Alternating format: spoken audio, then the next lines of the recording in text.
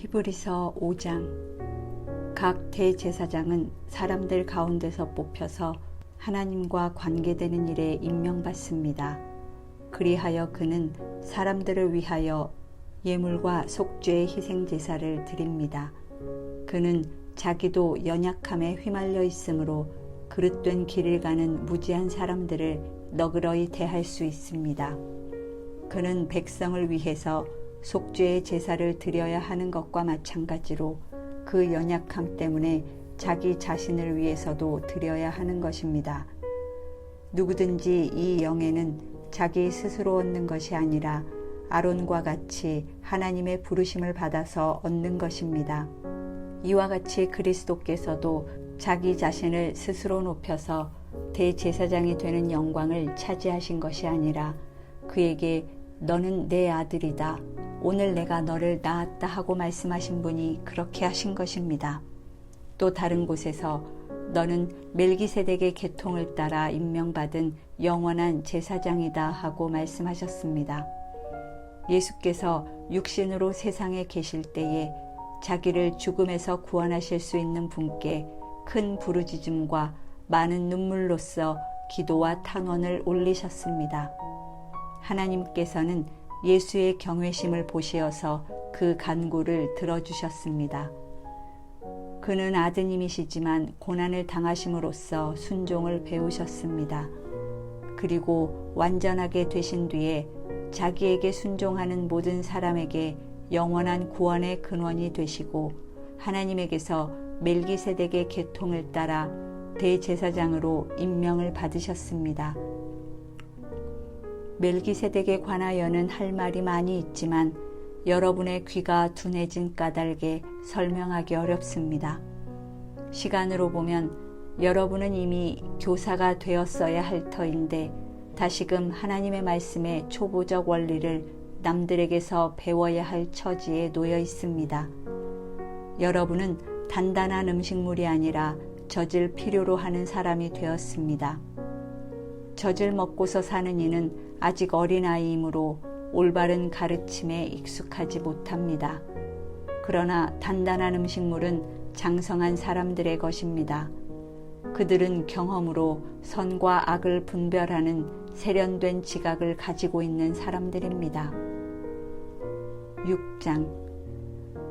그러므로 우리는 그리스도교의 초보적 교리를 제쳐놓고서 성숙한 경지로 나아갑시다. 죽은 행실에서 벗어나는 회개와 하나님에 대한 믿음과 세례에 관한 가르침과 안수와 죽은 사람의 부활과 영원한 심판과 관련해서 또다시 기초를 놓는 일이 없어야 하겠습니다. 하나님께서 허락하시면 우리는 그렇게 할 수 있을 것입니다. 한번 빛을 받아서 하늘의 은사를 맛보고 성령을 나누어 받고 또 하나님의 선한 말씀과 장차 올 세상의 권능을 맛본 사람들이 타락하면 그들을 새롭게 해서 회개에 이르게 할 수 없습니다. 그런 사람들이야말로 하나님의 아들을 다시금 십자가에 못 박고 욕되게 하는 것이기 때문입니다. 땅이 자주 내리는 비를 흡수하여 농사짓는 사람에게 유익한 농작물을 내주면 그 땅은 하나님께로부터 복을 받습니다. 그러나 가시덤불과 엉겅퀴를 내면 그 땅은 쓸모가 없어지고 저주를 받아서 마침내는 불에 타고 말 것입니다. 사랑하는 여러분, 우리가 이렇게 말하지만 여러분에게는 구원에 이르게 하는 더 좋은 것들이 있다는 것을 확신합니다. 하나님은 불의하신 분이 아니므로 여러분의 행위와 여러분이 하나님의 이름을 위하여 나타낸 사랑을 잊지 않으십니다. 여러분은 성도들을 섬겼으며 또 지금도 섬기고 있습니다. 여러분 각 사람은 같은 열성을 끝까지 나타내서 소망을 이루시기 바랍니다. 여러분은 게으른 사람이 되지 말고 믿음과 인내로 약속을 상속받는 사람들을 본받는 사람이 되어야 합니다. 하나님께서는 아브라함에게 약속하실 때에 자기보다 더 큰 분이 계시지 아니하므로 자기를 두고 맹세하시고서 말씀하시기를 내가 반드시 너에게 복을 주고 복을 줄 것이며 너를 번성하게 하고 번성하게 하겠다 하셨습니다. 그리하여 아브라함은 오래 참은 끝에 그 약속을 받은 것입니다. 사람들은 자기보다 더 위대한 일을 두고서 맹세합니다. 그런데 맹세는 그들에게 모든 논쟁을 그치게 하여 주고 확정을 지어줍니다. 그래서 하나님께서는 그 약속을 상속받는 사람들에게 하나님의 뜻이 변하지 않는다는 것을 더욱 환히 나타내 보이시려고 맹세로서 보증하여 주셨습니다.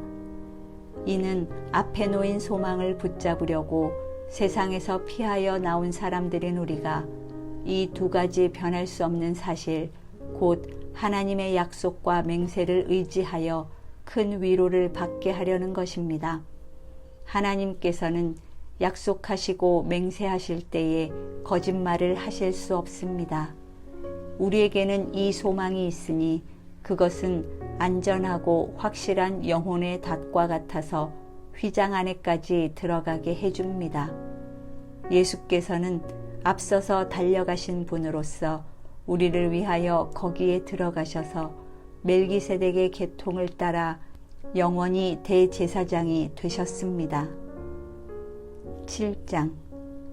이 멜기세덱은 살렘 왕이요 지극히 높으신 하나님의 제사장이었습니다. 그는 아브라함이 여러 왕을 무찌르고 돌아올 때에 그를 만나서 축복해 주었습니다. 아브라함은 모든 것의 10분의 1을 그에게 나누어 주었습니다. 첫째로 멜기세덱이란 이름은 정의의 왕이라는 뜻이요, 다음으로 그는 또한 살렘 왕인데 그것은 평화의 왕이라는 뜻입니다. 그에게는 아버지도 없고 어머니도 없고 족보도 없고 생애의 시작도 없고 생명의 끝도 없습니다. 그는 하나님의 아들과 같아서 언제까지나 제사장으로 계신 분입니다.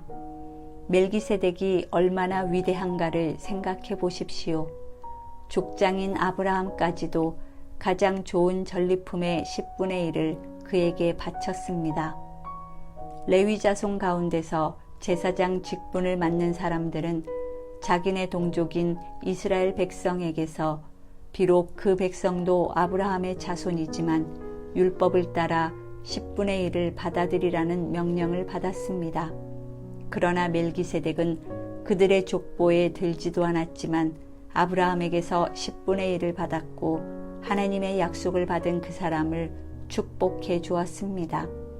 두말할 것 없이 축복은 아랫사람이 윗사람에게서 받는 법입니다.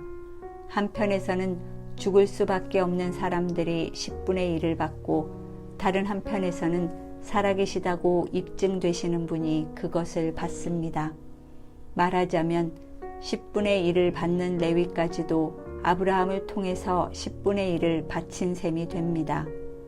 멜기세덱이 아브라함을 만났을 때에는 레위는 아직 자기 조상 아브라함의 허리 속에 있었으니 말입니다. 그런데 이 레위 계통의 제사직과 관련하여 이스라엘 백성은 율법으로 지령을 받기는 하였습니다.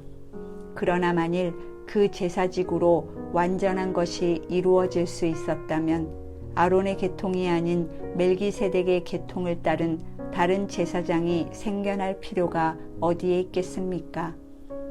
제사직분의 변화가 생기면 율법에도 반드시 변화가 생기기 마련입니다. 이런 말이 가리키는 분은 레위 지파가 아닌 다른 지파에 속한 분입니다. 그 지파에 속한 사람으로서는 아무도 제단에 종사한 적이 없습니다. 우리 주님께서는 유다 지파에서 나신 것이 명백합니다.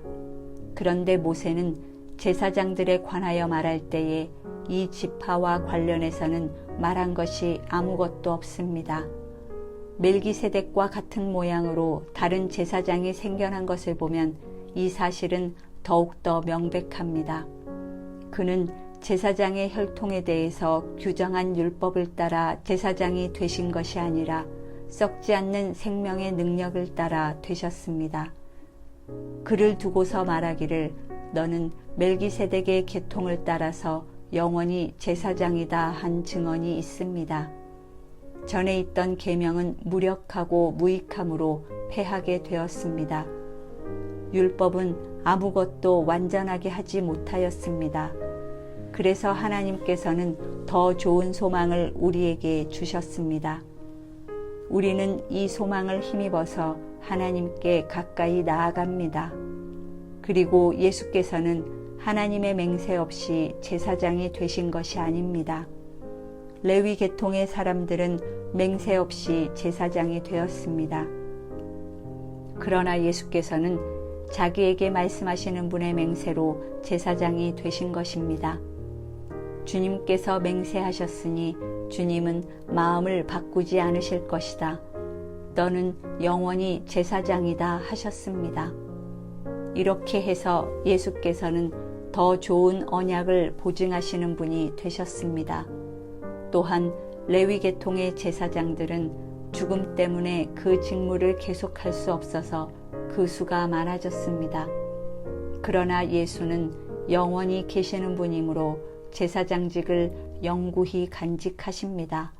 따라서 그는 자기를 통하여 하나님께 나아오는 사람들을 완전하게 구원하실 수 있습니다. 그는 늘 살아계셔서 그들을 위하여 중재의 간구를 하십니다. 예수는 이러한 제사장으로 우리에게 적격이십니다. 그는 거룩하시고 순진하시고 순결하시고 죄인들과 구별되시고 하늘보다 높이 되신 분입니다. 그는 다른 대제사장들처럼 날마다 먼저 자기 죄를 위하여 희생제물을 드리고 그 다음에 백성을 위하여 희생제물을 드릴 필요가 없습니다. 그는 자기 자신을 바치셔서 단 한 번에 이 일을 이루셨기 때문입니다. 사람들에게 약점이 있어도 율법은 어쩔 수 없이 그들을 대제사장으로 세우지만 율법이 생긴 이후에 하나님께서 맹세하신 말씀은 영원히 완전하게 되신 아들을 대제사장으로 세웠습니다.